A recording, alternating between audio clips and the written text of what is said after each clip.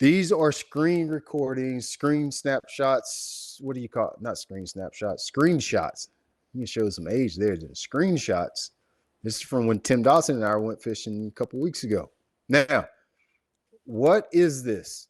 When you see this, what are y'all seeing? Put it in the chat. Let me know what you see here. What do you think it is?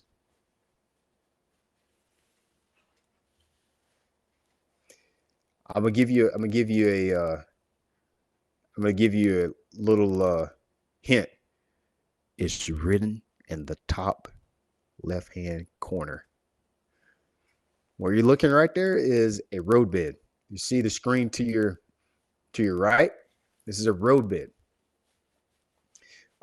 Michael, move my image is covering up one of the side. Can you move where I'm at? Maybe just in the dead center for this particular one, because I don't think they can't see that red arrow. All right, so when you look at this, you got three important things that I want you to look at. This is side scan on my Lowrance HDS 12 Pros. And there's three things I want to point out here. If you look at that green arrow, the green arrow is pointing out a road bed. Road beds are something that I always fish on my particular lake. So I'm just going to fish them. I don't idle across them to see if there's bait there. I don't look to see if there's fish there. If there's a road bed there and anything deeper than 15 foot, I'm fishing it. They just relate to that because it's very different. You imagine you got this deep abyss of probably just soft mud in the bottom of a lake. And then all of a sudden you got a hard bottom and it's probably excavated around the side. Every road has a ditch beside it and every road has some type of gravel or something's been dug out where there's big boulders and rock. I'm going to fish a road bed. I don't care what the situation is. So you can see where it's been dug out on the sides. That's where I'm pointing that green arrow to. That's a road bed. Now, look at that red arrow. And let me know what you think that is. Put that in the chat. Let me know what you think that is. So the red arrow is actually a boat ramp. That's how good this equipment is. So this road bed, right when we launched the boat, they made a boat ramp out of the old road that used to cross the lake. And so as soon as you back out from the ramp, you can see the boat ramp. And yes, you can catch fish on boat, especially if it's a lake that has a high fluctuation. So our lakes, they can fluctuate. The lowest I've seen them is about 20 foot low. So you'll have, they're full pool right now, most of them, within full pool, 5 to 6 foot of full pool. You'll have actual boat ramps that are still 12 foot, 15 foot sometimes. And on the edge of every boat ramp is like a little ledge off of them. And there's a lot of rock and stuff like that. It's a sleeper to catch fish off, good ones off of this time of year too.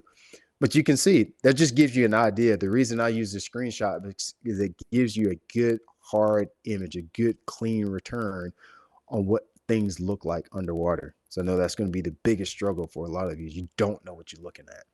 Road bed to our right there, that's the boat ramp to our left. Now, look at that purple arrow. Tell me what you think that is. So that purple arrow is a little bit of everything. Around that purple arrow, there's obviously a little bit of rock from when they excavated the road. You imagine anytime they build a road, there's going to be rock and boulders and stuff. But just above it, you can also see where there's a brush pile that was planted around that rock pile. Right there at the launch ramp. That could be crappie fishermen. A lot of times it's night fishermen too, who have a lot of night tournaments, and the smart guys, they'll put something that they can fish as soon as they come back in for a weigh-in right before weigh-in is. So there's a little bit of rock there, a little bit of brush mixed in with that particular rock pile right there. So obviously, if you found anything like that, I don't care what depth it is, it's going to be a place that you probably need to fish. And these screenshots, what I'm showing you right now is giving you some examples just so you can see what these returns look like. And then I'm going to intentionally show you some not so good returns because everybody wants to show you these returns that look like this. very clean, especially electronics companies. They love when we show stuff like this because it looks so clean. It shows off the product very well. One of the things that I've noticed from people is sometimes just the way your transducer is orientated, especially when you're idling, your your image can be a little fuzzy, and that's normal. There's nothing you're gonna do about it. Just imagine all that bubbles and prop wash and your boat's moving around. Sometimes it's not going to be as clean of a return. So don't think anything's wrong with your electronics. Sometimes you can change the angle of it and get a little bit cleaner view, but I intentionally put some bad screenshots in here just so you can see that you can still get information from those images, and you are going to get that at some point, sometime. All right, let's jump to that next slide, Michael. If you found this clip from Straight Up Fishing School helpful for you at all, I'd love to have you in the group of anglers that we have within our school. This is a great place for you guys to learn the best gear, the best places, the best techniques to help you catch more fish. Fishing actually isn't as hard as you may think it is. You just got to understand a few fundamental principles to help you catch more fish. Check the link in the description box of this video or the comment section. Click on it, join the group. Fishing is going to be a lot more fun when you understand the very simple truths to help you catch more fish.